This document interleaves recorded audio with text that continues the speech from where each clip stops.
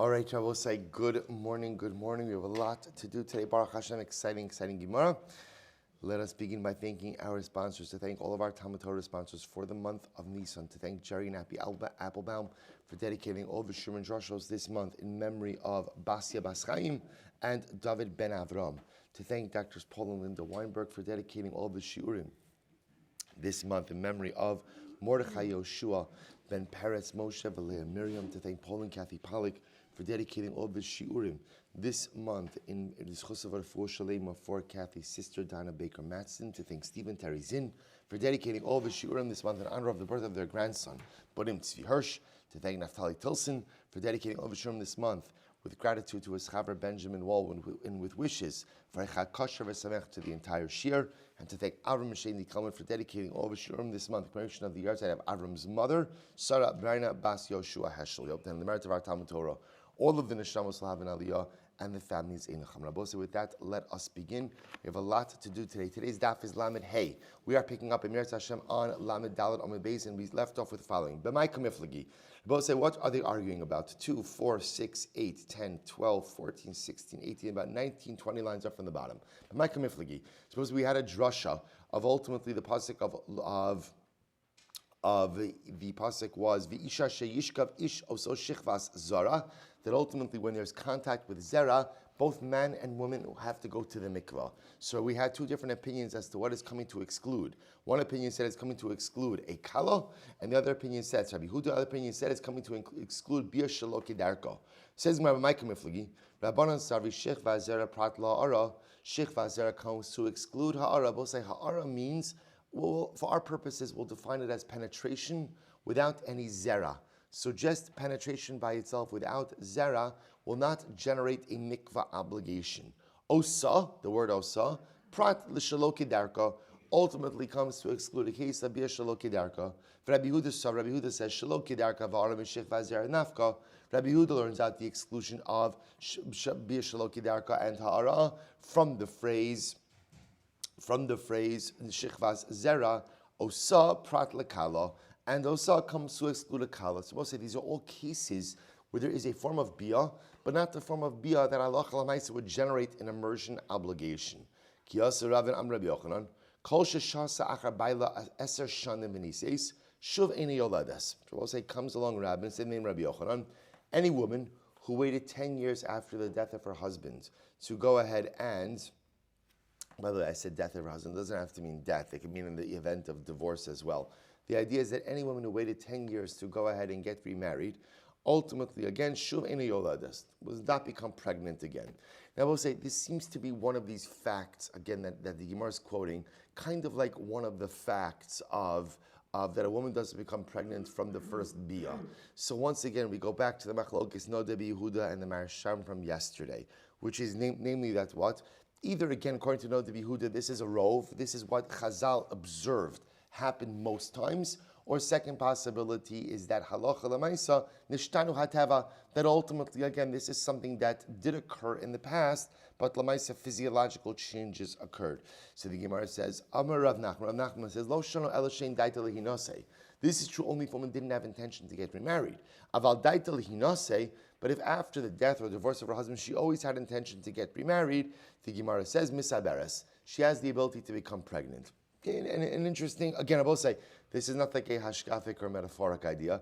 This is what Chazal are observing were the physiological realities. Amalei Rava, lebas Rav Chisda. So I will say, Rava said to the daughter of Rav Chisda. Now remember again, the daughter of Rav Chisda was Rava's wife. But this was a second marriage for this woman. So what happened? Meranini Rabbanan Abasreich. The rabbis are whispering about you. Why? Because apparently the wife of Rav Chisda was previously married to Rami Bar Chama. And what happened? Her husband passed away, and it was 10 or more years until she married Rava. And what? She became pregnant. She became pregnant. So what's going on over here? So Amrale Ana Datai Allah Havi. So she said, I always had in mind to marry you after my husband passed away. Right? It's actually according to the Gemara Basra. There's a whole interesting story that occurred regarding her about when she was a young girl. There was some type of illusion that she was going to marry both of these men over the course of her life. But the point, so what comes out according to the Gemara is what the Gemara is saying is like this: when a woman gets divorced or widowed and she has no intention to remarry for 10 years, apparently the fertility window closes. But Lamaisa, if she had in mind to get married during that time, or we're going to see if she had relations during that time, then halacha lamaisa, the fertility window remains open. The Gemara tells a story. Hahida asile kamed Rav Yosef. There was a woman who came before Rav Yosef. Amrlo Rebbe. She said, Rebbe, ana shahisi achar baili eser shana li'aladati. Rebbe, I was widowed or whatever, divorced for 10 years. I wasn't married after my husband passed away or divorced for 10 years, and yet I got remarried and had children. It seems to disprove the statement of Chazal. Both say, listen to this. Amrle biti al totzi laz al divrei chachamim. My daughter, please do not cast aspersions on the words of the sages. And I both say this is actually very interesting. Rabbi Yosef was saying to her, be honest, be honest. Amart amrale lenachri nivalti. She said, you know what? I had relations with a non-Jew. In other words, the idea was that, see, Rabbi Yosef, what seems to be coming out of this is that either if a woman does not engage in intimacy, or ultimately, again, has no intentions to remarry, the fertility window closes after 10 years. But if she either A, has in mind to get remarried, or B, engages in relations, the fertility window remains open. Okay, I will say once again, Gemaras like this, where Chazal are stating scientific facts or physiological, biological facts, are based, again, either according to the Nov de Yehuda on Rov, the majority cases of what they've seen, or halacha l'maisa, a reality of nishtana hateva, that physiological changes occur over time. Good. Amar Shmuel. So we'll say, jumping back to the Mishnah for just a moment, for kulon srichos lahamtin shlosha chadashim. I will say again, remember we saw in the Mishnah. We saw in the Mishnah about the concept of waiting 3 months. Remember again, going back to our Mishnah that we saw in Shabbos' daf. Remember, you have the two brothers, or we'll call them two brothers or two men who married two sisters. The case evolved in the Mishnah itself. And then remember, again, there was a mix-up. When they discover the mix-up and each woman is restored to her proper husband, there's an obligation to wait for 3 months in order to ascertain who's pregnant from who, or if anyone is pregnant from who. We're going to continue now in this sugya a little bit. So Shmuel said, the kulan, all of these women, have to go ahead and wait 3 months. Now I'll say, we're going to see this concept of waiting 3 months, what we'll call havchana. Havchana is a din in general whenever a woman is transitioning between relationships, because we need to know ultimately, again, whose child is who. So the Gemara suggests that this applies to every woman except chutz, migiores, a convert, mishuchreres kitana. So I'll say what this sounds like is a minor girl who converts, or ultimately, again, a minor girl who is emancipated. Aval kitana bas Yisrael tzricha lahamtin gimel chadoshim. So apparently, again, a minor convert or a minor emancipated servant do not have to wait, but a kitana bas Yisrael, a minor Jewish girl, is obligated to go ahead and wait 3 months. So we'll say, so what's the case? Right? In other words, when we say ultimately, again, that they have to wait 3 months, that sounds like they're coming off a previous marriage. So what's the case? Ubemai. If we're talking about a kitana, so now you're telling me that a Jewish girl, so let's say a Jewish girl was married off, right? Married off either by her father or by her mother or her brother. So married girl is married, a minor girl is married off. Now, she's coming off of that first relationship. The halach is that she has to wait 3 months. How is she coming off that previous relationship? Ibamiyun. So we'll say, so remember again, if it's a case of where the brother or the mother married her off, remember again, that is a rabbinic marriage. Because it's a rabbinic marriage, it could be dissolved through miyun, simple refusal to continue on with the relationship. Iba miyun, v'amar Shmuel de lo baya. But yet Shmuel said that in the case of miyun, there is no obligation to wait 3 months. The begat, Nabosai, there's a reason why you don't have to wait after miyun for 3 months. Why? Because Nabosai, who's the only type of girl who's capable of doing miyun? A kitana.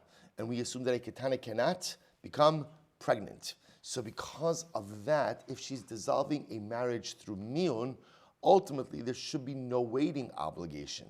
V'i beget, and if she's getting divorced with a get, if she's getting divorced by a get, then what? Ha'amar Shmuel chada zimna, damar Shmuel, miyanabo, ena tzricha lahamtin shlosha chadashim, nasan la get, tzricha lahamtin shlosha chadashim.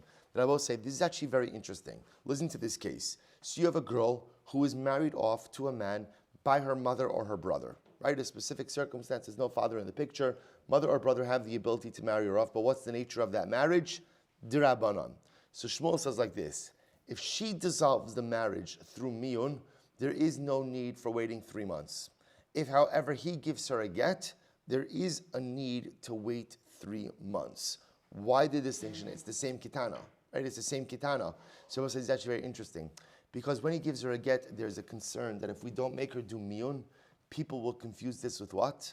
The case of an adult woman who receives a get, right? So in order to not have any kind of confusion, if a ketana is divorced with a get, she still has to wait 3 months, lest you confuse that with the case of a gedola who is divorced with a get. But when a ketana leaves the marriage because of miyun, she doesn't have to wait 3 months. Why not?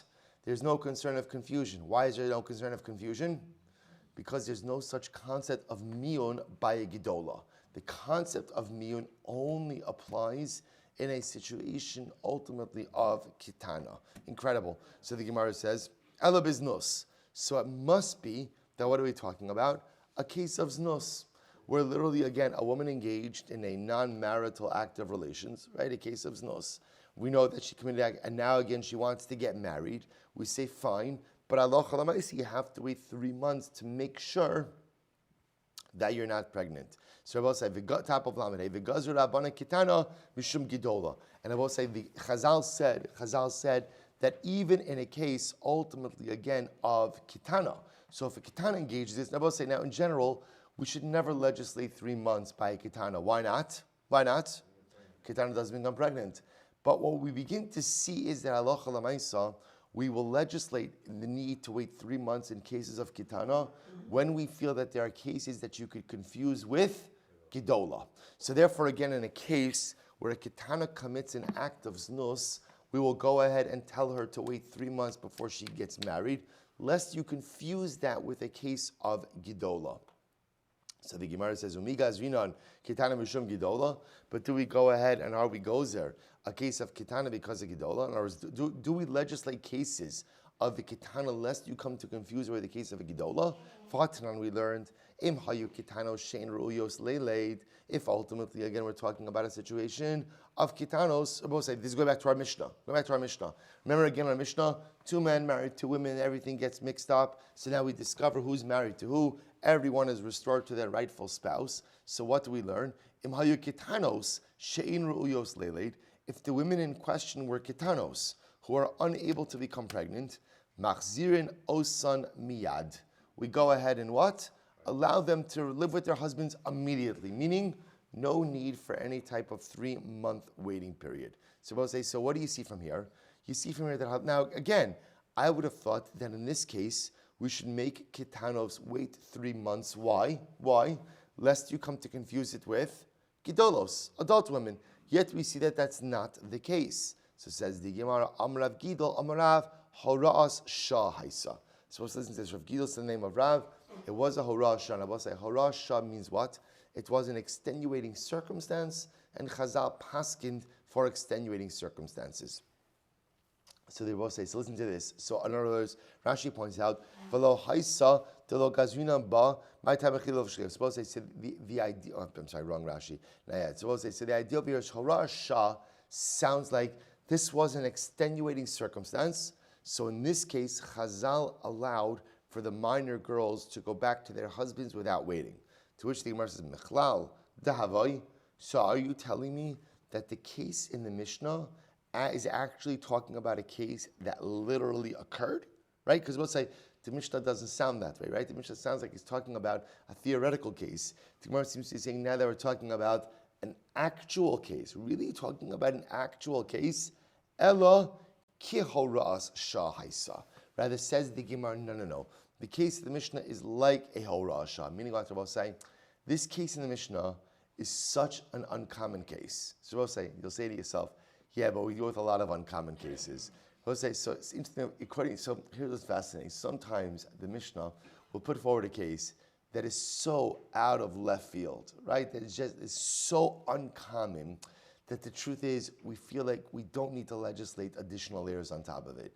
This case of two couples and everybody's getting mixed up with who's married to who is such an uncommon case that Chazal did not feel the need to legislate in a case of Kitana. So I just want to share what's happening over here.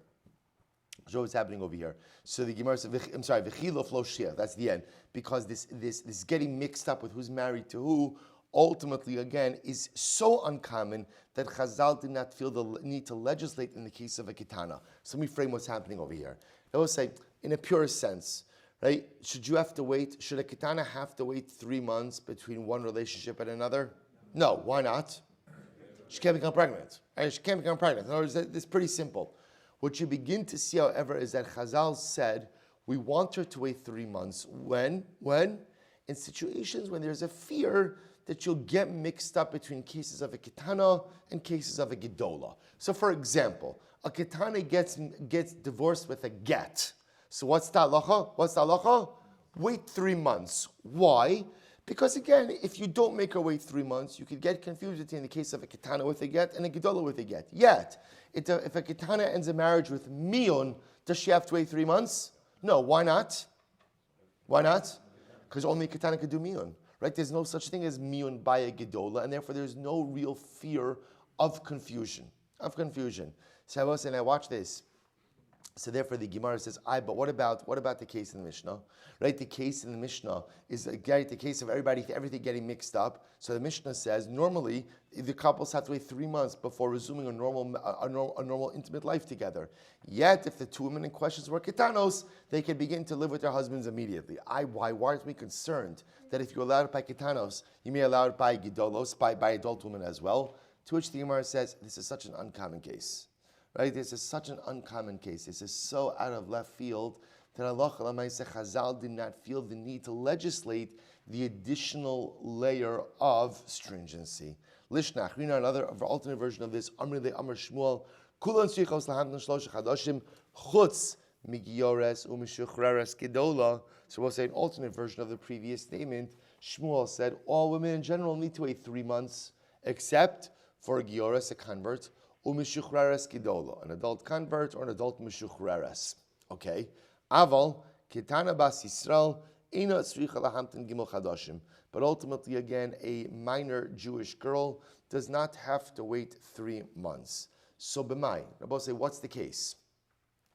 Iba miyun. So I'll say, if it's miyun. In other words, when doesn't a minor Jewish girl have to wait 3 months? So if we're talking about miyun, Ha'amar Shmuel said, Ha'amar Shmuel Chadazimna. Shmuel already mentioned this. This is what we said before. That Allah Chalamaysa, when a minor girl is dissolving a marriage based on miyun, there's no need to wait 3 months. Why not? So first of all, b'mitzvah you have to wait 3 months. Why? She's a ketana, not going to become pregnant. And there's no concern of confusion. Why? Because it's miyun, right? And miyun is a unique process by a ketana. There is no parallel process or no comparable process by a gedola. To which the Gemara says, I beget, and if ultimately she's getting out of the marriage with a get, ha ka'amar Shmuel debaya. Shmuel already said that what? She does require a get.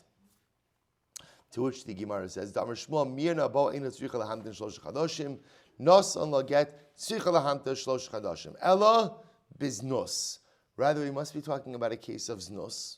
And ultimately, again, that's going to be the case where ultimately, again, that a ketana bas Yisrael, right? If a Jewish minor girl engages in an act of znus, she doesn't require 3 months. Right? Why not? Why are we not concerned for confusion? Rabbi says again, we're not concerned for pregnancy. Why not?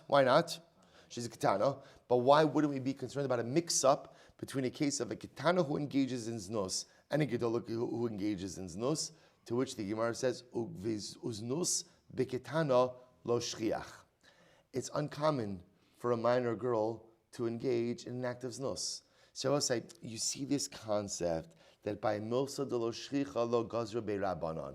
in totally uncommon cases, the rabbis don't feel the need to legislate. So the case of a ketana by znus, which again, she's a ketana, she's not becoming pregnant anyway, but the case of a ketana engaging in znus is such an uncommon case, Chazal did not feel the need to legislate. Incredible. So the Gemara says, Gioras Meshuchreres, the Shiach Buznus, Ligzar. I will say, what about the case of Gioras and Meshuchreres? I must remember again, according to this version over here, right? Gioras and Meshuchreres do not require 3 months, do not require Havchana. But one second, by Gioras and Meshuchreres, Znus is common. I will say, remember again, Znus isn't common once the woman converts, but Znus is common before a woman converts. And certainly again, a shifcha, right? Avadim and shvachas. So servants, maidservants, were known to be immoral. So before their emancipation, they become Jewish. Why aren't we concerned for znus? To which the Gemara says, Hudam Rabbi Yossi, Disanya, listen to this. Hagiores vashvuya vashifcha sheniftu. Let's listen to this. If you have a woman who converted, or a shvuya, a woman who was taken captive and subsequently emancipated, or a shifcha, or a maidservant who was redeemed, Vishenis Gairu, Vishenis Tachraru. So all of these women, Abosai, who converted, who were emancipated, who were freed, Tzvichos Lahamtin Gimel Chadashin Divrei Rabbi Huda. Rabbi Huda holds that they must wait 3 months before either getting married or ultimately again resuming to live with their husbands. Now, Abosai, what's the common denominator over here? Gioras, woman before she was Jewish, is assumed to have engaged in immoral behavior. A woman who was taken captive is assumed to have been violated by her captors. A shifcha, a maidservant, is assumed to behave immorally. Therefore, when all of these people transition, either emancipated, freed, or conversion, need to wait 3 months so as to ascertain if they are pregnant or not. These are the words of Rabbi Huda. Rabbi Yossi matru li ares v'li nasi miyad. Rabbi Yossi says, no, they're permitted to get married immediately. No need to wait 3 months. Amar Rabba, my time is Rabbi Yossi. So we'll say, what's Rabbi Yossi's logic? So the Gemara says, Kasavar, Isha mizana, mishameshes b'moch. Rabbi Yossi, listen to this. Rabbi Yossi says that women who are immoral, right now, now immoral doesn't apply to all of these cases. Because remember, the woman who's captive is not immoral, right? The woman who's captive is being violated. But Rabbi Yossi says, essentially, whenever a woman is having relations outside of the context of marriage, the assumption is she's using a moch. I will say moch essentially means a form of birth control. So, right, we assume that she does not want to become pregnant and she's going ahead and taking steps. I will say it's interesting. The concept of moch in Gemara is used in one of 2 ways. Right? Moch could either be something that she inserts prior to relations, almost again as a form of blockage to prevent pregnancy, or it's interesting, although it would not appear to be a very effective form of birth control, is that the use of some type of absorbed material after relations so as to absorb the zera. The second would seem to be much less effective than the first, but nevertheless, again, the idea over here is these women employ some form of birth control in order to ensure that they do not become pregnant, right? Because no one wants to become pregnant from immorality. The shvuya does not want to become pregnant by being violated by her captors. So Rabbi Yossi says because all of these women employ some form of birth control, therefore there is no need to go ahead and wait 3 months. Amrle Abaye, Bishlam Giyores Kaven de Daita Legure Mintra Nafsha Kidilahavskin Benzer Shinizra Bikdusha or Benzer Shinizra Shalobikdusha. So I understand the case of Giyores, right? Because in the case of Giyores, maybe she has a mind to convert, but she's still not Jewish, so perhaps she's still engaging in whatever forms of behavior she's engaging in, but she takes steps in order to ensure that she's not pregnant. Similarly, again, Shvuya v'shivchanami, the shamim mimaraihu minteri nafshayu. Also, listen to this. The woman who's captive and the maidservant also, what do they hear? They often hear from their captors that their captors have plans to, or captor/master, to emancipate them, to free them, to emancipate them. Others will say, it's a very profound yisod. Right? The shvuya, so will say, a woman who's taken captive, the idea is she doesn't resign herself to her fate. So she knows that maybe at some point in time she will be released from captivity. The shivcha, the maidservant, doesn't resign herself to being a shivcha. She knows that sometimes ultimately again her master will emancipate her And therefore what? And therefore minteri nafshaihu. Therefore they go ahead and they guard themselves. Guard themselves from what? From becoming pregnant. They'll say, by the way, what a profound metaphor. What a profound metaphor. That sometimes even the person who's captive, even though sometimes I don't really see how I'm going to get out of my captivity, minteri nafshaihu. A person guards their neshama. They will say, none of us are perfect. And we often engage in behaviors that we know that we should not be engaging in. But you know what's interesting about people, about us, is that we often have that line, right, that we'll never cross. I'll do a whole bunch of things up until that line. But there's that line, that I won't do. That I won't do. We'll say, why is it that people have their line? Because at the end of the day, mintri nafshaihu. What I never want to do is engage in behavior that I feel pushes me past the point of no return. Right? I'll push the envelope and I'll do things that I know that are wrong, but not so wrong. Right? And I will say that line varies from person to person, right? But it's interesting. Everyone has the things that they'll do that I know are wrong, but I also have the things that I'll never do because that's just too far. Because no matter how much of a shvuya or how much of a shivcha I may be, minteri nafshaihu. The Jew never fully gives up on themselves. So I'll draw that line somewhere. Of course, our goal in life is to move that line further and further back towards the range of that which is permitted. But it is an incredible yisod. No matter how far we fall, there's always the thing I won't do. Why? Minteri nafshayu. Because I can't totally give up on my ruchnius. I can't totally give up on my holiness. I have to try to preserve something because there's always the possibility that I may be freed in the future. Such an incredible yisod. Ella, so the Gemara says, so what's the case? What's the case? Ella, biyotzeis v'shein v'ayin heichim ishkachasla. I will say, what about the case of a maidservant who goes out? Remember again, if the master knocks out her tooth or her eye. We will say, so remember again, a maidservant goes free. A maidservant goes free. In that case, she could not have anticipated or planned for that, to which the Gemara says, I maybe will say, according to Rabbi Yossi, any time where emancipation is kind of sudden, Rabbi Yossi would agree that halacha l'maisa, she does have to wait 3 months, to which the Gemara says, Vatnan anusa umafuta tzarach lahamtin gimel chadash Rabbi Yehuda. Rabbi Yossi matir le'aris nasimiyad. Yet Rabbi say even by the case of the woman who was violated or the woman who was seduced, Rabbi Yehuda says you have to wait 3 months. Rabbi Yossi says you can get married immediately, which indicates that even in what we'll call unanticipated circumstances like violation, Rabbi Yossi holds you don't have to wait. Allah Amra Abaye says like this: Isha mizana. As soon as a woman, I will say now, here he's using the word mizana, which is whenever a woman has relations outside of the marital context. So I will say, what we said before is that when a woman is mizana, if she's mizana in a premeditated fashion, then what? What happens? We assume that, what according to Rabbi Yossi, she uses birth control. She uses the moch. She uses that either that barrier or that post-relations method, but she prevents herself from getting pregnant. Rabbi Yossi says even in a case where a woman engages in an act of relations and it wasn't premeditated. Wasn't premeditated could mean that Allah says she was violated or she was seduced. In that case, then what? Ultimately, Rabbi Yossi says, Isha misapeches shalot tisaber. Rabbi Yossi says, misapeches literally means turns over. Turns over.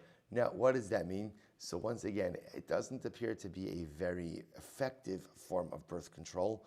But lamaisa, if after the act of relations she stands up, right, for a prolonged period of time, what happens? Gravity does its work and prevents the zera ultimately, again, from impregnating. Again, like I said, I don't know the probability of how effective such a method is, but ultimately, again, that's what would happen. Obviously, it must be effective enough if Rabbi Yossi, I don't know, maybe she jumps up and down, right? So Rabbi Yossi is saying that halacha l'maisa, it's effective enough to allow her to get remarried, and it's a form of birth control that ultimately could be used even in a non-premeditated state. So the Gemara says, v'idach, the other opinion, Rabbi Yehuda will say, so Rabbi Yehuda will say, well, maybe she didn't jump up and down enough. In other words, that lamaisa, because that is a post-relations form of birth control and not a premeditated form, we're just concerned that it's not effective enough. So both say, I'll just point out to you over here, interesting enough, we'll say this din of waiting 3 months is a very important halacha that comes up all the time, when a woman, again, I will say, it's any case, a woman was divorced, a woman was widowed, right? Let's say we know that a woman did have relations with someone. So what's the halacha by Avchana? So I will say, so the halacha is Shulchan Aruch Paskins, the Rambam Paskins, and actually the Shulchan Aruch Paskins the same way. Just Rambam writes it a little bit more in a prolonged fashion. Rambam Hilchos Gerushin, Perek Yud Aleph, Halachos Chaf Aleph, and Chaf Beis, which is Rabbi say, Gzeras Chachamim hi she'afilu isha she'ena ru'ya leileit afilu nisgar she'on nis'alam min ha'erusin tzricha lahamtin tishim yom. Rabbi say Chazal made a blanket gezerah that ultimately, again, whether you are widowed or divorced, you have to wait 90 days. And this is true, by the way, even if a woman is let's say we both say a woman is widowed at the age of 90, Kinai Nahara, but she met someone, Baruch Hashem. So I'll say, and she met someone at the Levaya, for argument's sake, right? Don't judge. I will say, so now again, when you're 90, you'd like to move things along a little bit, right? So Lamaisa, again, she's going to want to wait till the end of Shiva, right? But Lamaisa, at the end of Shiva already, she's got plans. We tell her, sorry, you have to wait 90 days. That's halacha Rabosai. She says, really? Right? 90 years old. There's not exactly any concern ultimately of pregnancy in this case. So Lamaisa, again, Rabosai, that's the Takanas Chazal. Chazal said you have to wait 90 days between marriages, even to the point of, I'll say, let's say a woman was widowed from Erisin. So husband and wife never even lived together, but she was widowed from Erisin. Halacha lamaisa, we wait 90 days. Similarly, shifcha shenishtachrera, if you have an emancipated shifcha or a woman who converts, wait 90 days. Rabbi say there is one exception to the 90-day rule. Take a guess. What is it? Mion of a kitana. Hamima enes. I will say the one exception to the 90-day rule is if you have a ketana who does miyun, there's no need for 90 days. Ultimately, again, why?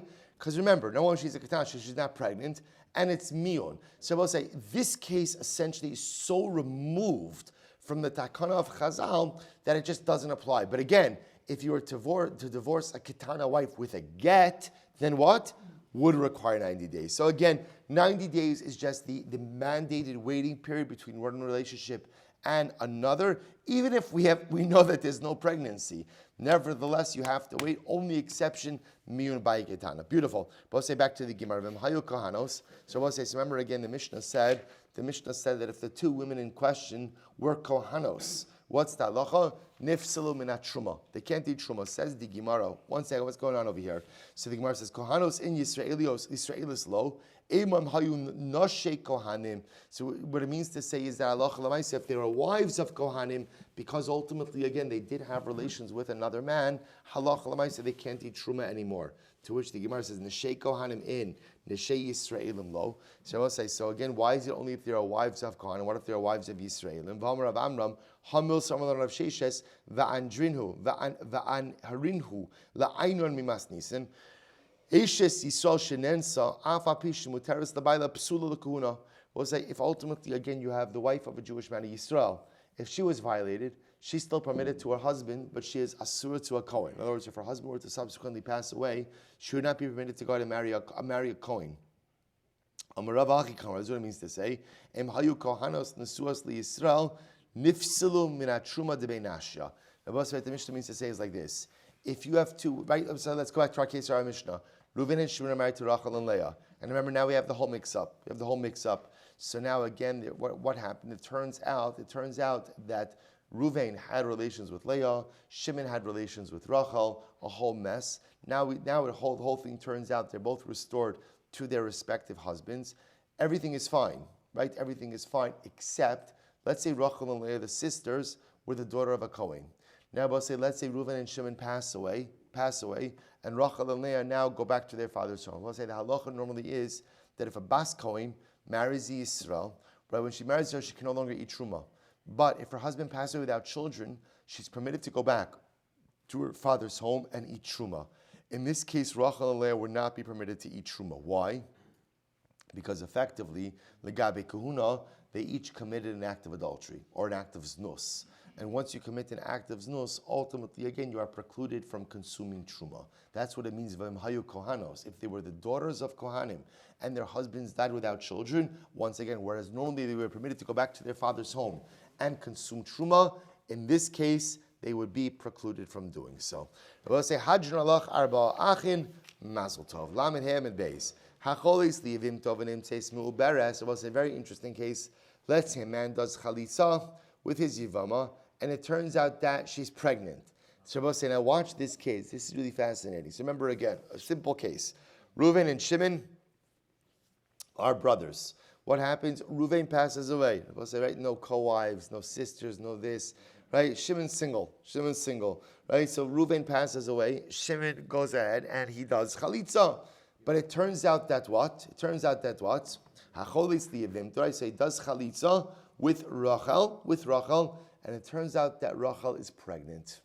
Rachel's pregnant. So I will say V'yolda, and she gives birth. Bizman shavlad shel kayama. So we'll say, so now it turns out that she gives birth. So therefore it turns out, what's the status of the chalitza? Nothing, right? In other words, it's not, I will say, you can't even say the word invalid, right? Why can't you say the word invalid? It's not shaykh to chalitza, right? It's no different than you go over to a woman on the street and say, hey, let's do chalitza. Besides the fact that it's weird, right? It also what? It also, by the way, and highly unadvisable, right? Highly unadvisable. I will say, but lamaisa again, it's irrelevant. In other words, it's nothing. It's nothing. So when Shimon does chalitza with his sister-in-law, and it turns out that she was pregnant, it's nothing. And therefore, I will say what? Hu mutar bekravoseha, v'hi mutaris bekravav. Therefore, I will say ultimately again, they're also permitted to marry each other's relatives. So, for example, I will say, let's say Rachel has a sister, Leah, right? So remember again, I will say, you're not allowed to marry achos chalutzaso, right? You can't marry the sister of the woman with whom you did chalitza. Midrabanan, you can't marry her. In this case, where Shimon did chalitza with Rachel, but it turns out that Rachel was pregnant and she gives birth, Baruch Hashem, to a healthy baby. So Shimon is permitted to marry Rachel's sister. Why? Because Rachel's sister is not achos chalutzaso. There's no relationship there.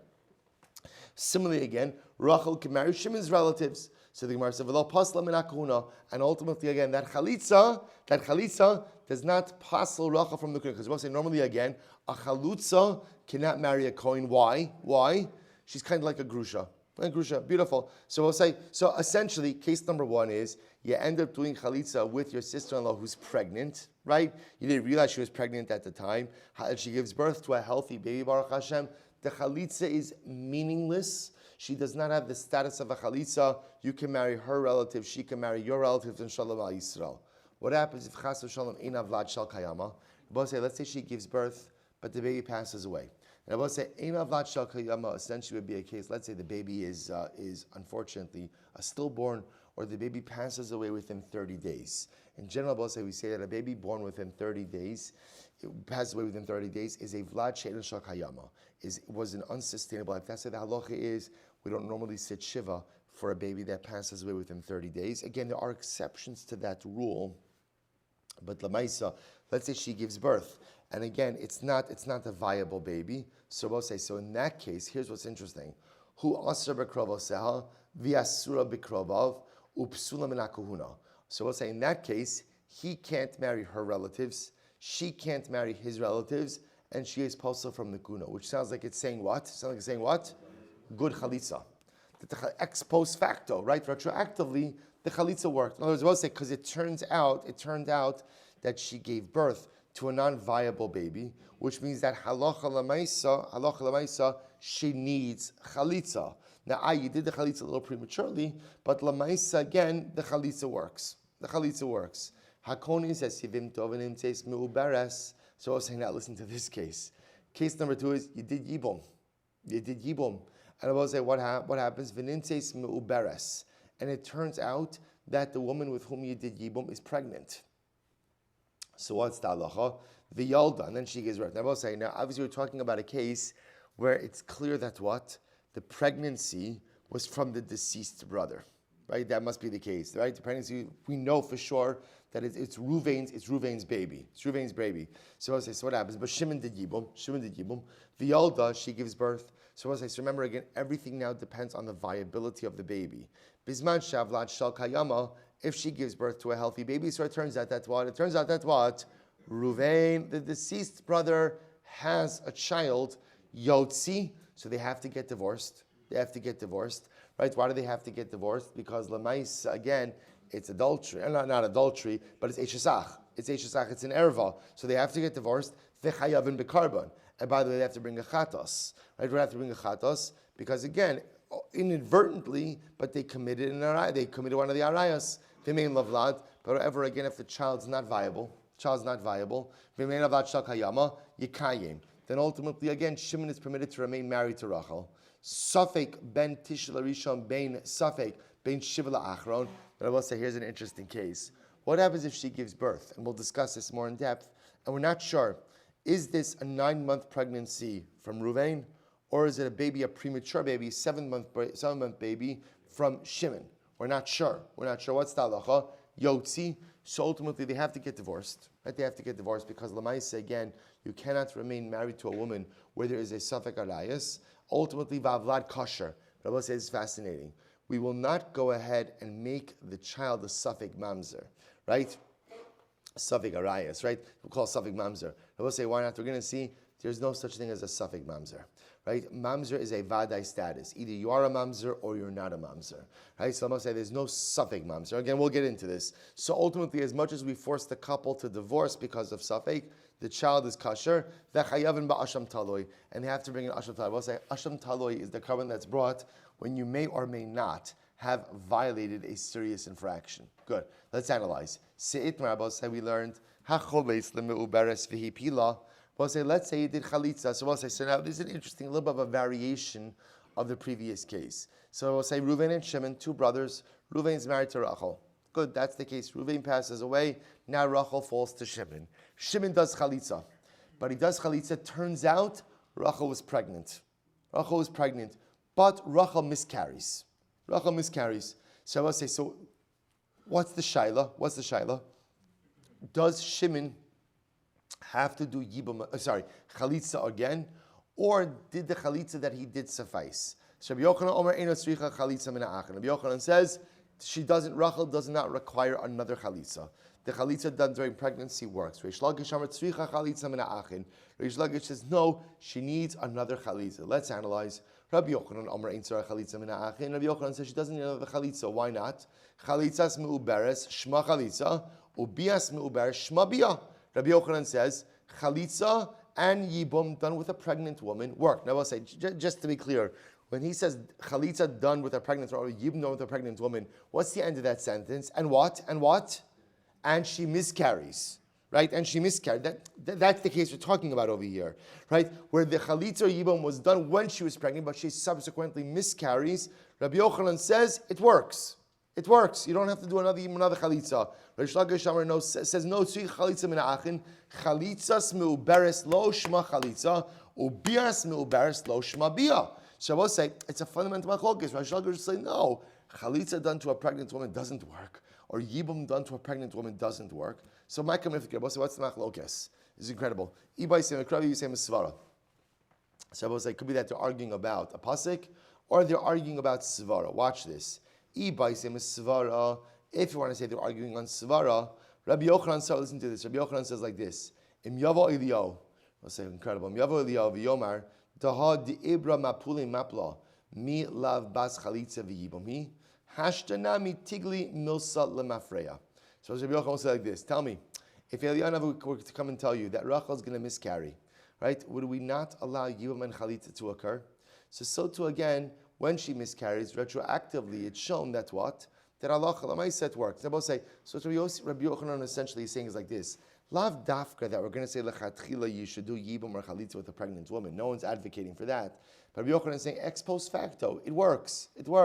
Why? Because Lamaisa, it turns out that she did not give birth to a viable baby, and therefore halacha Lamaisa, there's no reason why it should not work retroactively. Shlagish Amar Tigli Muslim Afrelo Amrinan. So both say, In the Svara world, it's a machlokes about retroactivity. Rabbi Yochanan holds retroactivity works. Reish Lakish holds retroactivity does not work. That's the Svara. V'bay semakra. The other possibility is it's a pasuk. Rabbi say, listen to this. Rabbi Yochanan Savra ubein ein lo amrachmana v'hal lesle. Rabbi Yochanan will say, when is Yibum and Chalitza shayich? Bein ein lo. Bein ein lo means what? Bein ein lo means what? Doesn't have a child. Rabbi say, tell me, does Reuven have a child in this case? And the answer is no. No. If he doesn't have a child, therefore Yibum and Chalitza works, even if now she's pregnant. Veish Lakish Savar ubein ein lo ayin alov. Bein ein. Remember again, ein is written malay with a yud. Ayin. Ayin means investigate the matter. And therefore, if she's pregnant, you don't know whether or not Reuven is going to have a kid. And therefore what? Wait. And anything you do during that ayin, investigative period, is going to be invalid. And therefore, Allah Chalamais will require Yibum Rachalitza a second time. To which the Gemara says, Eisi Rabbi Yochanan Reish Lakish. Rabbi Yochanan Reish Lakish. So we'll say, therefore, fundamental machlokes. You do Yibum or Chalitza with Rachel when she is pregnant. Does it work? Rabbi Yochanan says yes. Reish Lakish says no. So let's analyze. Eis Rabbi Yochanan Reish Lakish. Rabbi Yochanan Reish Lakish. Here we go. Ein havlat shel kayama. From the Mishnah, right? I will say, so again, in the Mishnah's case, a person did chalitza with, right? Shimon did chalitza with Rachel, and Rachel gives birth. If the baby is not viable, who asher bikrovav seha, v'asura bikrovav. Ultimately, again, then what? Then the chalitza worked. She is usher to his relatives. He is usher to her relatives. Upasla min hakuna. So Rabbi Yochanan says, Bishlam ledidi, da'amina chalitza smu bershma chalitza, mishum hachi pasla. So Rabbi Yochanan says, the Mishnah makes sense according to me. Why? Because we're saying the Mishnah says pretty explicitly that the chalitza works. That's why Allah Chalamaysa, Shimon can't marry Rachel's relatives. Rachel can't marry Shimon's relatives. Ella, we'll say first wide line, Ella ledidach, damrit chalitza mu berslo shma chalitza, my pasla min hakuna. But according to Reish Lakish, who says that chalitza with a pregnant woman does not work, why should Rachel be psula for marrying to the kahuna? Right? She's a widow. The chalitza shouldn't work. Armalei, to which Reish Lakish will say midrabanan ulachumra ba'alma. You're right. Really, midaraisa chalitza with a mubaris doesn't work. Has no impact on this woman, and therefore halacha l'maisa she's mutaris to the kahuna. We make her asher to the kahuna also chumra dirabanan. Others say, Reish Lakish Rabbi Yochanan, Rabbi Yochanan, Ein havlat shel kayama. If the baby is not viable, who asa b'krovav seha, v'asa b'krovav. So ultimately, the Mishnah said he can't marry her relatives, she can't marry his relatives. Upasla min hakahuna. And ultimately, again, she is not allowed to marry to the kahuna. So says Reish Lakish, Bishlam alididi damina chalitza smu baris lo shma chalitza, hainu diktani pasla min hakahuna l'chumra. So we'll say, Reish Lakish says, according to me, it makes sense that she is psula ultimately to the kahuna, right? Why? Because it's a chumrah, but yet the Mishnah does not say she requires another chalitza. But according to you, Mishnah should say that she does not require chalitza from the brothers. Rabbi Yochanan will say that's true. Tana seifa pasla. According to Rabbi Yochanan will say ultimately again it's just coming to go ahead and maintain Mishnaic symmetry. So we'll stop over for today. We're just going to pick up. So just understand we're leaving off in the middle of this fundamental machlokes. So it's fundamental between Rabbi Yochanan and Reish Lakish. Namely, a person does chalitza with a sister-in-law, right? Shimon does chalitza with Rachel and she's pregnant. So I would say, but she miscarries. So was that an appropriate chalitza or not? Rabbi Yochanan saying yes, halach l'maisa it works. Reish Lakish saying no, it does not work. We'll again resolve that machlokes. See the halach l'maisa tomorrow. Shkoyach.